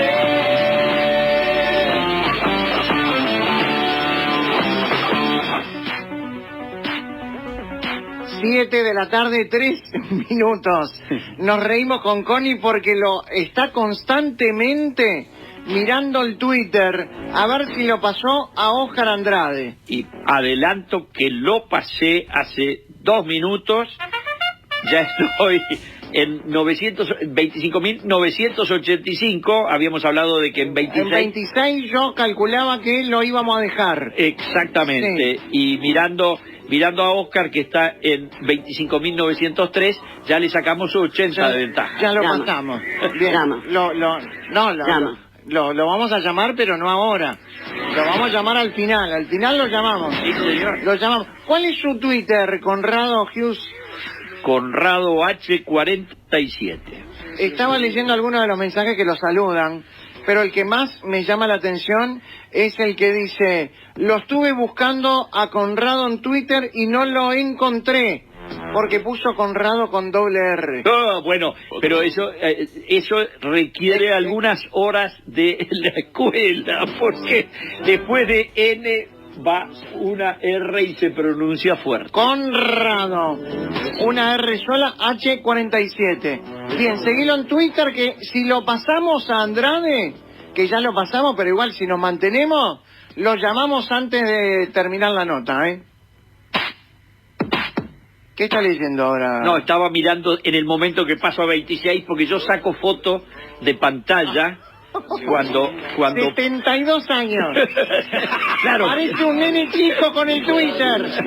Pero lo guardo y voy viendo la evolución histórica. Muy bien. De mi. Entonces tengo todas las veces que paso por 100. Sí. Fíjate ahora que voy a pasar por un 26.000. Saco la foto y me la queda guardada. A ver, ¿llegó o no? No, faltan 6. Faltan 6, por favor. No podemos perder más tiempo. Aunque sea durante 20 minutos. Seguime a Conrado Hughes, @Conrado H47, @Conrado H47. Seguime a Conrado, que está como nene chico, esperando llegar a 26.000. Por favor, seguilo, que si no, no podemos seguir la nota. No se está moviendo. No. ¿Cómo que no se está moviendo? No se está. ¿Cómo que no se está moviendo? No se está. @Conrado H47. No, va 26.071. Ya me perdí la foto. Pero saque la foto ahora. Ya la saqué. Ya la saqué. Listo. Usted considera, haciendo un momento, antes de seguir la nota, después de ver esto, ¿no? Y con todo su historial político, ¿usted cree que nosotros nos deberíamos meter en la política para las que viene? Pero partido nuevo. ¿Tú y yo? No, yo. No te me subas al carro. Yo. No, yo creo que son mundos distintos. La influencia... Lo que hizo Sotelo y Botero, ¿está bien? Yo creo que está bien porque tuvieron ese impulso y decidieron dar el paso. Uno tiene que hacer lo que sienta. Exacto. El asunto es en qué... Porque, a ver, no todos uno puede tener buen éxito en una actividad y después la función gubernativa tiene otros requisitos. Y en una de esas, yo no doy consejos a nadie, pero digo, hay veces en las cuales en la sociedad contemporánea las maneras de influir sobre los comportamientos ciudadanos son bien distintos. Se ha desintermediado, por ejemplo, históricamente, cuando yo era niño, en el barrio, cuando venían las elecciones, yo vivía en Mercedes y Florida, había 2 clubes por cuadra. ¿Qué era un club antes de que existieran los comités de base del frente, que fue el nombre que le dieron para no llamarles clubes? Ese lugar era el lugar donde el ciudadano podía ir en la tarde de ese día y encontrarse con una persona que era un dirigente político con quien podía interactuar, escuchar, recibir un poco de línea y fundamentalmente recibir noticias de cómo se veía y se vislumbraba la marcha del gobierno. Hoy en día la gente está informada en cada momento. Entonces a través de las redes sociales. A través de los sistemas de las redes. Yo abro Twitter y ya sé que lo que ha pasado, pues me puedo perder un análisis. Para eso lo haré de noche, cuando llego a casa, agarro la tablet y quiero leer 3 artículos, sé que lo hago, pero la noticia la tengo. Entonces, lo mismo que pasa en muchas esferas de la vida social se dice que se desintermedió. No necesito ese señor del club. Ninguno de los que te escucha necesita que un dirigente político le explique qué pasa. Cada uno hace su composición de lugar. Y los medios, que eso quiere decir es un punto en el medio, los que están en los medios son un intermediario muy importante. Claro que importa la opinión tuya y claro que importa las cosas que tú preguntas. ¿Por qué? Porque tú...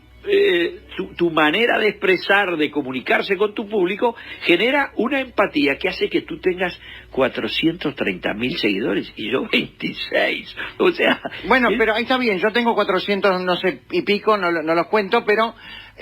Conrado, usted fue uno de los primeros en tener correo electrónico en Uruguay y uno de los primeros 3 en tener ADSL. Sí, señor. Cuéntenos rápidamente esa historia, que me imagino lo que debe haber sido tener la posibilidad de tener un correo electrónico cuando no existía el Uruguay. No, claro, porque, a ver, era antes que existiera Adinet, es decir, antes que Antel ofreciera, había un sistema que se llamaba X25 Urupac, que había desarrollado Antel con un grupo de ingenieros, algunos de los cuales me dijo cuando fui a contratar el servicio que había sido alumno mío. ¿Pero qué era? ¿Era solo para ingenieros o gente contactada? Primero, no existía la World Wide Web.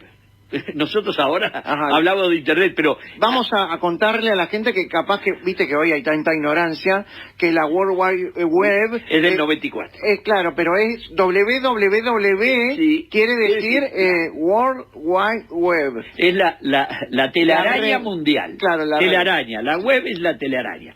Pero la red de Internet, que tiene su origen en el sistema de las universidades norteamericanas y el sistema de seguridad de los Estados Unidos, en ese momento había empezado a generar, todo esto empezó en una vinculación entre la Universidad de California en Los Ángeles, UCLA y la Universidad de Berkeley, o sea, 2 universidades que estaban a unos kilómetros y que empezaron a probar comunicarse por computadora. Por computadoras. Las computadoras que no eran las computadoras que tenemos hoy. Era la pantalla negra con... de fósforo, de letras verdes. Letras verdes. Letras verdes, había unas de amarillas. Bueno, pero... se organiza, yo todavía era director de ANCAP año 89, sí. y me enteré que habían organizado, que se había puesto a funcionar este sistema que no se llamaba Internet, que se llamaba Red de Redes, y que se podía gestionar, tener acceso. Eso significaba que yo iba a poder comunicarme por correo electrónico. El asunto es que nadie te sabía lo que era un correo electrónico. No había nadie, se mandaba él solo un mensaje. Hola, Conrado, te mando un abrazo, Conrado. No, yo tenía un amigo que sigue siendo amigo mío, pero que vive en California, que era doctor en computación y trabajaba en la Universidad de Berkeley. Y entonces él me dijo, che, si podríamos comunicarnos, yo te mandaría mensajes a través de este sistema. Entonces yo le dije, bueno, por teléfono, ¿no? Le digo, anotá este número. Y yo tenía, era UI 300048. Esto era la serie de números y después decía antel.com.uy. Ajá. Antel había registrado eso en los cuestiones. Así que, pero ¿cómo había que hacer? Había que prender una computadora, prender el módem, hacer el discado, aquello que hacía... Eso que vamos a escuchar en este preciso instante. Eso. Entonces, uno comunicaba, después tenía que escribir una serie de comandos en lenguaje Unix, que había que saberlos de memoria, eran como 4 renglones, y ponía la dirección del otro, y el sistema buscaba si el otro estaba online. Si no estaba online, decía no está online. ¿Quiere mandarle mensaje? Le decía que sí, y escribía un textito. Qué fácil es hoy todo, ¿no? Por supuesto. Entonces, cuando salió Adinet, yo llamé a un ingeniero de Antel y le dije, che, no quiero usar más el X25, Sí. porque es un atraso y tengo que escribir comandos de Unix. Quiero hacer una cosa más simple. Y entonces este ingeniero me dijo, no te preocupes, ya te lo asigno, y me dio cegius@adinet.com.uy, y eso fue 1994. Bien. Cuéntenos, Conrado Hughes, el momento en que cae el comunismo en el mundo y usted decide ir a la embajada rusa porque se enteró que van a cambiar la bandera del comunismo. La hoz y el martillo cae Por la y tricolor. sube la tricolor, que no es ni la de Nacional ni la del Frente Amplio. No, es la del Frente Amplio al revés. En noviembre del año 1991, Sí. la embajada de la Unión Soviética había caído en el 89 el muro de Berlín. Luego en esos días se había desarmado la URSS y había constituido lo que se llamó la comunidad de la CEU. Bueno, era el nombre transitorio que tuvo la URSS antes de volver a ser Rusia. La Unión de Repúblicas Socialistas Soviéticas. Claro, pero hubo ahí, cuando hay un problema en el Parlamento y asume Yeltsin, qué sé yo, la Rusia adquiere el dominio de lo que era la vieja Unión Soviética. Uh-huh.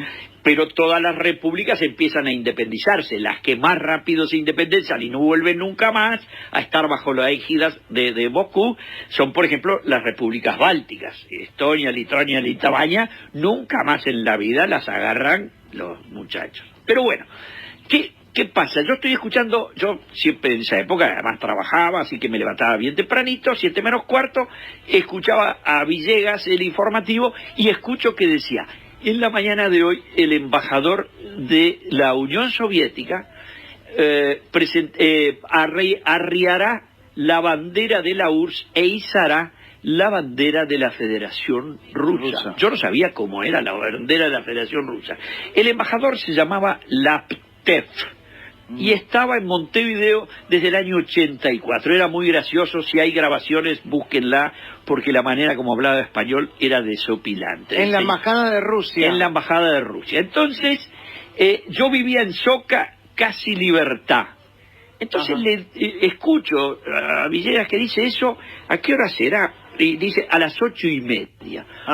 Me levanto, desayuno, me baño, me visto y salgo corriendo. Eran unas cuadras, era bien cerquita, y me voy caminando. Llego 8:15 por ahí a Boulevard España y Ellauri, y había unas 30 o 40 personas. Yo no daba crédito, porque digo, vamos a asistir a un momento histórico del mundo, y acá hay 35 personas. Me pareció, digo, qué lástima que esto no se difundió, claro, porque vamos a asistir a algo extraordinario. A su vez, yo no tenía cámara buena de fotos. En realidad en mi casa teníamos una maquinita Instamatic Kodak, que era una porquería, y que era de rollo. Claro. Pero, o sea, porque yo no era aficionado a la fotografía, después me hice. Pero digo, yo tengo que llevar algo porque a mis nietos se lo voy a contar. En esa época yo tenía hijos chicos. Entonces me paré allí y empecé a sacar algunas fotos. La bandera que flameaba era la bandera de la URSS. Bandera roja, y en el ángulo superior izquierdo hoz y martillo dorados. Entonces la embajada estaba con los portones cerrados, lo que da sobre Boulevard España, y me fui a acercarme, me dijeron que no se podía, después dijeron, bueno, está bien, porque había soldados del Ejército Rojo custodiando la entrada. Obviamente la entrada estaba cerrada. Salió el embajador, miro así, ¿y quién estaba? A unos metros míos estaba Susana Sierra de Ferreira. La esposa de Wilson Ferreira. La esposa de Wilson. Y entonces Susana me dijo, ay, Connie, la fui a saludar, a darle un beso, y me dice, qué maravilla lo que vamos a ver.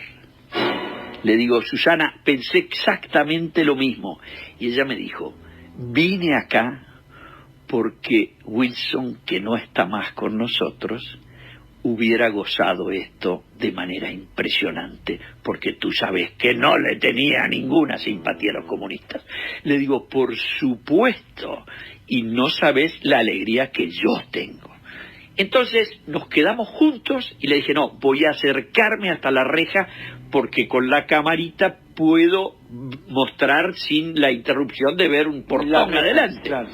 Entonces salió el señor Laptev y salieron 3 soldados con el uniforme del Ejército Rojo, con aire marcial, llevaban la bandera tricolor doblada de acuerdo a las normas, dieron 5 pasos, giraron, fueron hacia el mástil, atrás vinieron 3 más, los 3 que, mientras estos esperaban, los otros 3 esperaron la orden del embajador que estaba enfrente, adelante de todos, le dijo, procedan, no sé cómo le dijo, pues se lo dijo en ruso. Proceder. Proceder. Entonces, arriaron y yo, con mi camarita, saqué unas fotos pésimas, pero saqué el momento en que el soldado arriaba la bandera de la hoz y el martillo en Boulevard España y el Yauri y se terminaba la Unión Soviética en el Uruguay. Era un momento glorioso. Y acto seguido se doblaron la bandera roja y se fueron, y los 3 muchachos soldados desplegaron la tricolor, que además tiene un escudo con el águila imperial romana. La izaron. La unieron ahí al cordoncito y la izaron con... No tengo la impresión de que fue sin música, y tengo mi foto del momento en que la bandera de Rusia flamea en ese cuestión. Inolvidable, maravilloso, y no había ningún periodista. Bien, hablemos del momento maravilloso que vamos a vivir el domingo. Sí, señor. Porque yo siempre lo cuento, yo crecí en dictadura. Para mí, poder votar es una fiesta. Es lo más cívica, grande pero que es hay. una fiesta que tiene que ver con la idiosincrasia de uno, ¿no? Y con los valores democráticos. Yo voto por 12ª vez a presidente de la República, y nunca, y una vez fue por, estoy contando también el plebiscito del 80. Bien. 12ª vez. Todos los días de elecciones yo me despierto exultante. Para Bien. mí no hay nada como el pueblo votando. Totalmente. Trataremos de hacer respuestas rápidas. Bueno. ¿Va a votar por la reforma? Sí, voy a Bien. votar. ¿Por qué cree que hay mucha gente que dice, no hay que votar por la reforma, el miedo no es la forma? Me parece un argumento penoso. He escuchado las tonterías más grandes, pero a mis seguidores de Facebook, de Twitter, les recomiendo un tuit que publiqué anteayer después de escuchar una brillante entrevista que le hizo TV Ciudad al doctor Juan Andrés Ramírez. En el momento de reflexión, mañana viernes o el sábado, ponga esa imagen de YouTube, lo busca, lo publiqué en la noche del miércoles, del martes, búsquelo, escúchelo, destine media hora de su tiempo y creo que va a hacer lo mismo que voy a hacer yo. ¿Qué le pareció la irrupción de Manini como candidato por un partido nuevo que hace meses no existía y que hoy fluye de una manera formidable? Es una sorpresa. Los uruguayos estamos acostumbrados a decir que no hay nuevos en la política y que todo es previsible y que es muy estable, y es todas cosas que son ciertas. Cuarto partido, con el orden de 10%, no tenemos desde la elección del año de 1989. En el año de 1989, concretamente en el 88, el doctor Batalla, harto de la prepotencia de los grupos intolerantes del Frente, se va del Frente, forma el PGP existía, que eran los la vieja 99 que se había ido del Partido Colorado a formar el Frente en el 71 con Selmar Michelini, se va del Frente Amplio y presenta a su partido por el gobierno del pueblo. Entonces el Frente, que venía con un estimado de 30% de votos, pierde 9%, saca 21%, y el partido por el gobierno del pueblo saca 9%. Esa es la última vez que hubo un partido que llegó a este orden, 9%. En el año 94, Rafael Las Michelini... respuestas eran cortas, digo, no importa. Bueno, Rafael Michelini en el 94 sacó 4,6. Después de eso, el número más alto de cuarto partido fue el Partido Independiente en el 14. ¿Escuchó lo que dijo la esposa de Manini? Que duda que dentro de 5 años, si gana el Frente Amplio, haya elecciones o votaciones. No es muy feliz. No. No es una frase que yo suscribiría para nada, y me parece que no ayuda. Hablando de Venezuela, ¿por qué cree que hay tanta simpatía desde el gobierno con Venezuela y con Maduro? ¿Es por algún acuerdo o negocio que ha hecho el hijo del presidente? No. ¿No? ¿Por No. qué es? Es porque tenemos una tara seria. Tenemos, digamos, como comunidad, tenemos una tara seria. ¿No cree que es una devolución de favores? No, yo creo... ¿De negocios? No. Bien. No. El deberle favores se le debe. Que los negocios con Venezuela fueron una vergüenza. Que el hijo putativo de Mujica viajó 80 veces a Venezuela y hizo negocios, pues, por supuesto que eso ¿Está hablando del ex diputado Placeres. Y el pato celeste también. El señor que vendía, que se ponía el pato en la cabeza en la cancha y vendía camisetas también. Pero eso solo es, digamos, corrupción de cuarta categoría.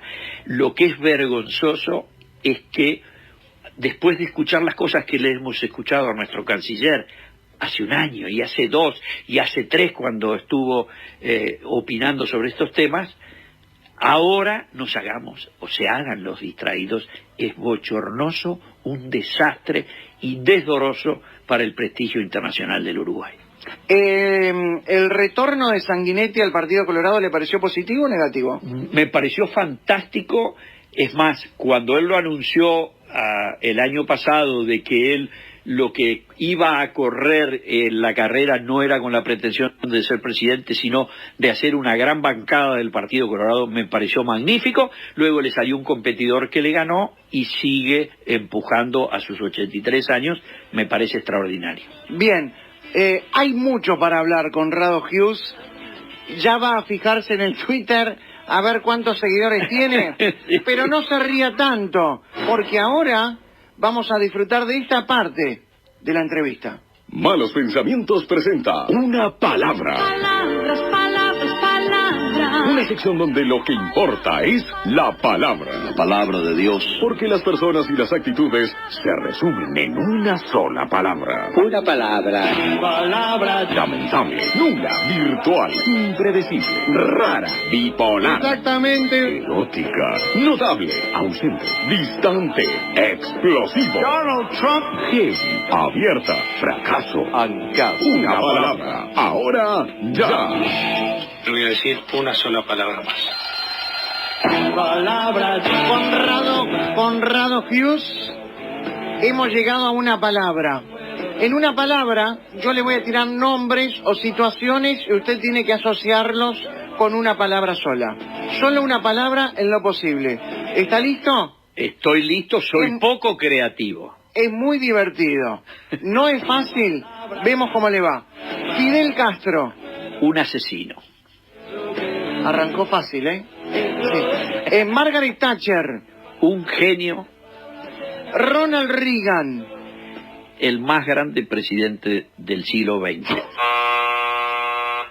Perdón, claro. Una palabra, pero una palabra. Resumimos todo. Ronnie Reagan. Daniel Castro. Un amigo. Oscar Andrade. Otro. Mónica Botero. Amigaza. ANCAP. Un monopolio. Wilson Ferreira. Un talento. Liber Sereni. Un amigo. Danilo Stori. Buen profesor. Tabaré Vázquez.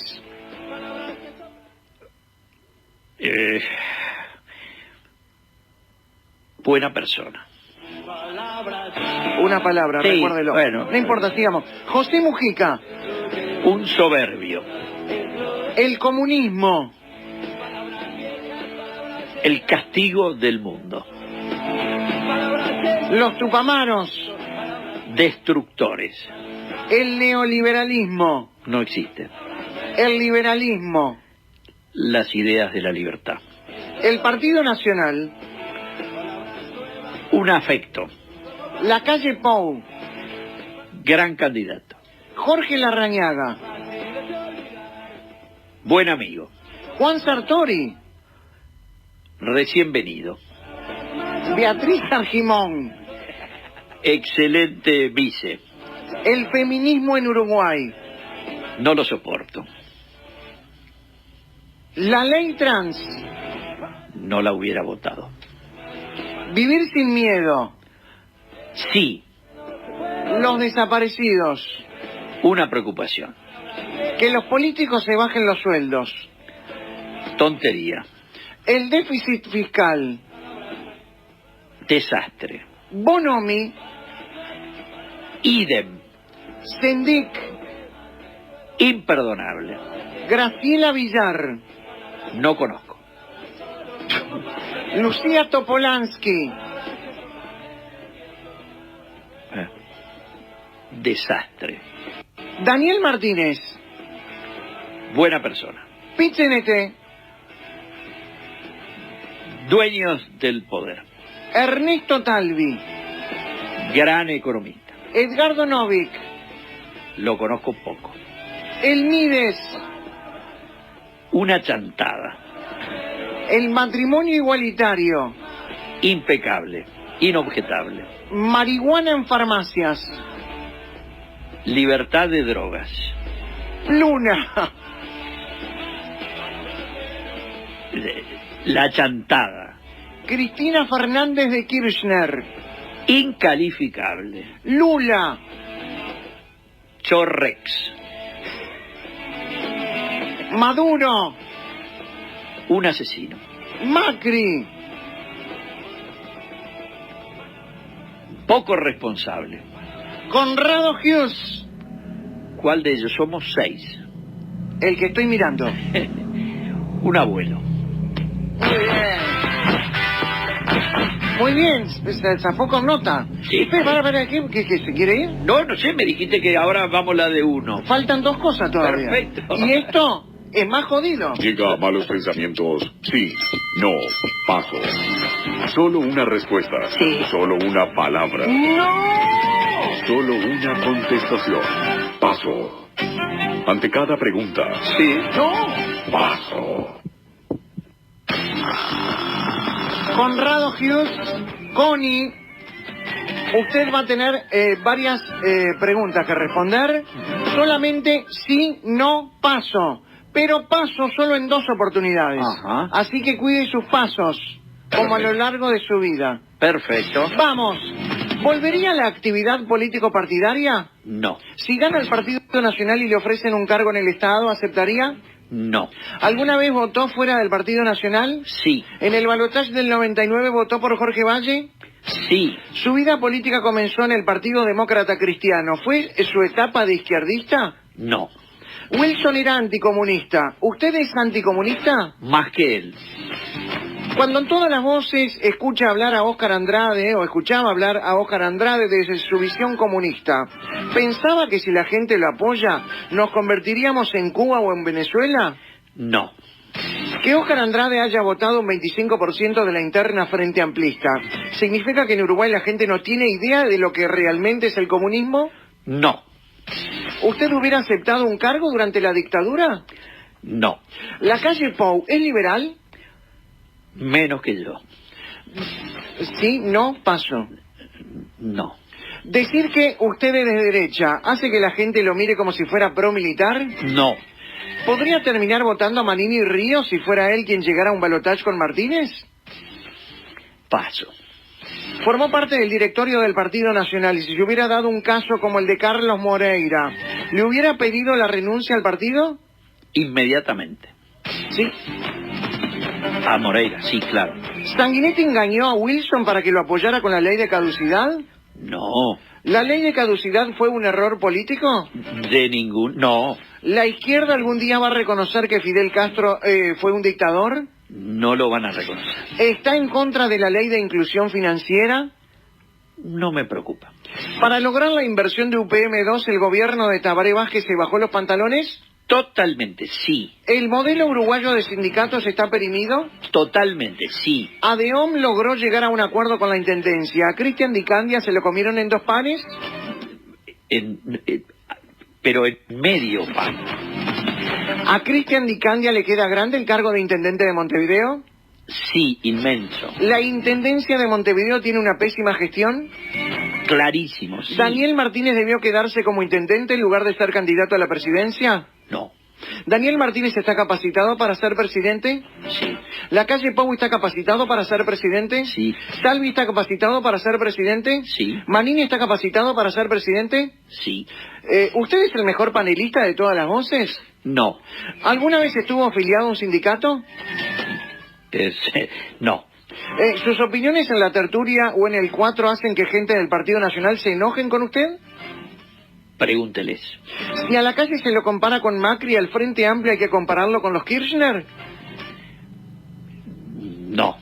¿En Uruguay hubo corrupción? Sí. ¿En Uruguay hay corrupción? Sí. ¿El debate entre Martínez y Lacalle fue malo? Aburrido. ¿Como liberal está a favor de la ley de venta de marihuana en las farmacias? No la ley de venta de marihuana. No. ¿Que se reactive el tema de desaparecidos le genera rédito político al Frente Amplio? Sí. ¿El crecimiento de un candidato como Manini le hace mal al sistema político? No. ¿En el caso Sendic el Frente Amplio demoró mucho en tomar medidas? Sí, claro. Después de la crisis del 2002, ¿es difícil creer que el Partido Colorado pueda volver a competir por la presidencia? No. ¿El gobierno de Maduro está detrás de las revueltas de Chile? Sin duda. ¿Está en contra de que los militares patrullen en las calles? No. Si gana el Partido Nacional, ¿va a tener que ofrecer cargos a cambio de gobernabilidad? Sí.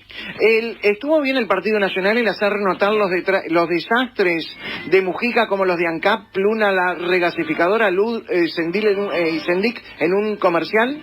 Sí, clarísimo, de lo mejor de la campaña. ¿El Frente Amplio no se mete con Maduro porque hay algo turbio atrás? No es por eso, es porque tienen un sesgo realmente preocupante ¿Usted tiene consistencia ideológica? ¿Usted tiene más seguidores que Óscar Andrade en Twitter? Sí, gracias a este programa. Atención. Vamos a llamar a Óscar Andrade. Vamos a llamar al Boca Andrade. Desde el celular de Connie Hughes, obviamente. Porque si no nos atiende. Llame y pongan altavoz, por favor. Perfecto, dame un segundo. Sí. ¿Lo tiene como Boca? ¿Lo tiene como Andrade? Óscar Andrade. Óscar Andrade. Yo no tomo libertades que no me corresponden. Este es. Bueno, llame.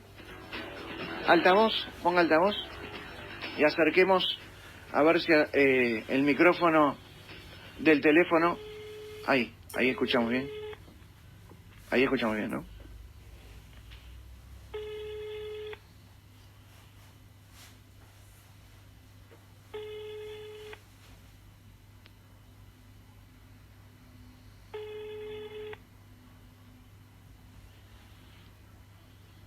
A ver.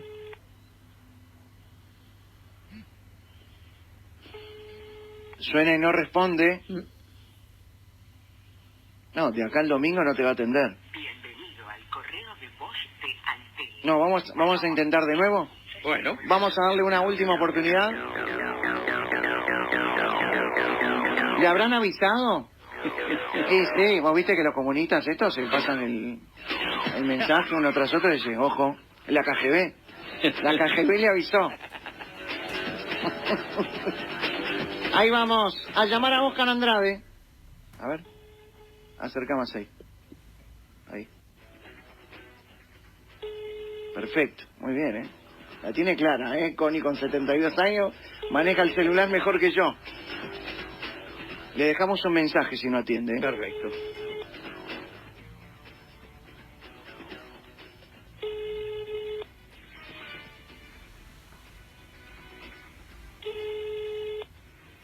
Bienvenido Bien. al correo de voz de Antel. Por favor, deje un mensaje después del tono. Para terminar, corte o presione 1 para más opciones. Oscar, ¿cómo estás? Habla Connie. Estoy en el programa de Petty, en entrevista personal, y planteamos el desafío de ver si podía descontar los seguidores de Twitter que ayer me pasaste, y los amigos de Petty me han ayudado, y ahora vas a tener que publicar un pequeño Twitter que diga: felicitaciones, Connie, me pasaste. Bueno, pero también... Hola, Boca, ¿cómo te va? Te estuvimos llamando desde abril, que te estamos llamando para que vengas. Yo sé que estás complicado, pero te juro que hizo la bandera del comunismo en el programa si te venís antes de noviembre. Te estamos esperando, camarada. Te mando un abrazo. Ha alcanzado el tiempo máximo permitido para grabar un mensaje. Quedó fenómeno. Muy bien. Tiene que venir. Gracias, Connie. Gracias, Conrado Hughes. Lo vemos de noche ahora, ¿no? ¿Por qué? ¿No lo vemos de noche en todas las voces hoy? Hoy no, hoy es los martes ahora solo. Ah, pero vaya hoy. Vamos los dos. Tengo otra bomba para tirar en todas las voces. Sí. La última vez que fui, la tiré. Bueno, rompiste todo. Tengo otra peor, ¿eh? Tengo otra peor, que si la digo, el domingo no lo votará. Chao. Gracias, Connie. Un abrazo grande a todos. Gracias a ustedes. Agradezca a la audiencia que lo puso. Muchas gracias a todos los seguidores de Petty que me han llevado a pasar al galope a Oscar Andrade. ¡Y viva la República! Sí, señor. Viva la República y viva el Uruguay. La engrapadora Red Lid Heavy Duty para